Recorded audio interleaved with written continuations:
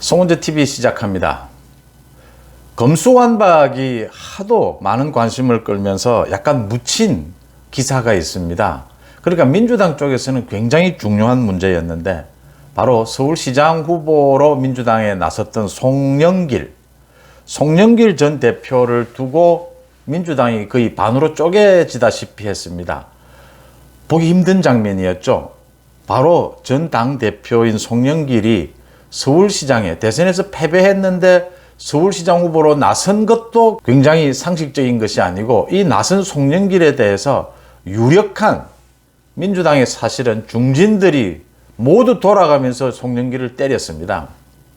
송영길이 그래서 컷오프가 됐는데 비대위에서 다시 송영길을 되살려서 경선을 하겠다.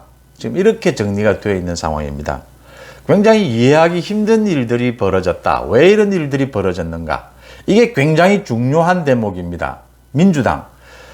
지금 민주당을 놓고 민주당이 지금 국회에 172석을 차지하고 있지 않습니까?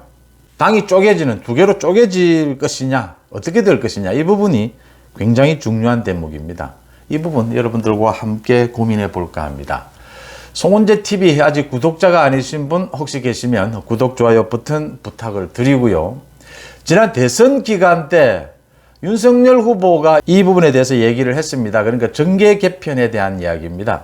지금 윤석열 후보가 당선이 되면 여소야대가 되는데 그것도 그냥 여소야대가 아니고 압도적으로 야당, 민주당이 의석수가 많다. 이 부분을 어떻게 해석할 것이냐. 정계 개편이 일어날 수도 있고 또 정계 개편이 필요할지도 모른다. 그건 자연스러운 정치 현상에 맞게 될 부분이 아니냐, 그 인위적으로 되는 부분이냐, 이렇게 언급하고 넘어갔습니다. 대선에서 민주당이 패배했습니다. 그런데 24만 표 차이였습니다. 이재명은 졌지만 잘 싸웠다, 이런 형태고, 곧 이재명은 다시 지방선거에서 이재명이 등장할 것이다. 8월달 당권에 이재명이 도전할 것이다. 이재명 없이는 지금 민주당의 차기를 생각하기 힘들다. 김경수 모두 지금 감옥에 가 있고 이런 상태지 않습니까? 이재명이 민주당의 주류인가? 주류가 아닙니다. 민주당의 주류는 친문입니다. 이재명은 비주류입니다. 그런데 대선 후보가 된 거죠. 주류는 사실 이낙연입니다.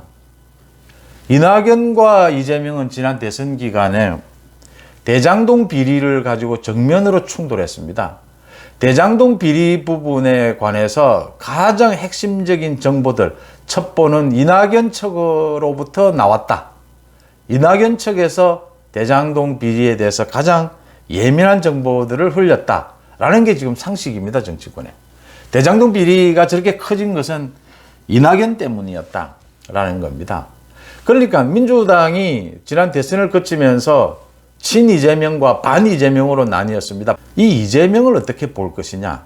이재명과 이낙연의 갈등, 뿌리 깊은 갈등이 대선 기간 계속됐었고, 거기에 연장선상에서 서울시장의 송영길 전 대표는 나올 생각이 없었습니다. 나오는 게 맞지도 않고요. 대선에서도 패배했는데 당대표가 책임지고 물러났는데 며칠 만에 또 서울시장에 나온다는 게 말도 되지도 않고, 송영길은 또 인천에서 국회의원과 인천시장까지 지냈습니다.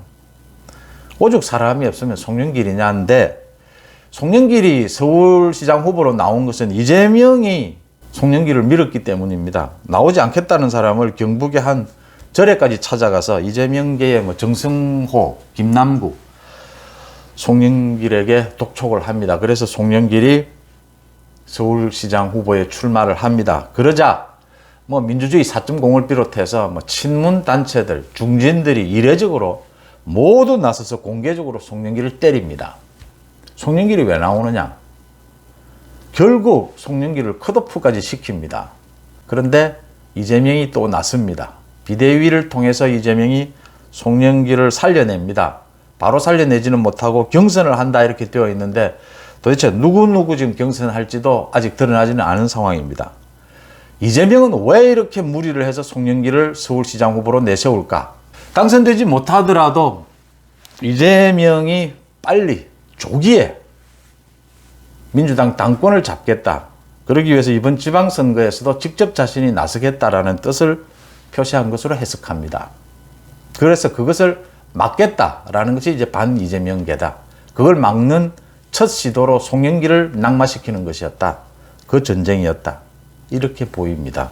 이재명이 이렇게 전면에 등장할 경우에 민주당은 그걸 용인할 것이냐, 민주당 주류에서는 이 부분입니다. 용인하지 못하겠다라는 겁니다. 이재명에게 당권은 못 주겠다라고 하는 겁니다. 그런데 이재명은 당권을 잡아야겠다라는 겁니다. 8월 달에 전당대회가 열립니다. 당권을 잡아야 다음 총선에 공천권도 쥐고 당을 장악해야 다음 이재명이 차기를 노려볼 수 있다라는 겁니다.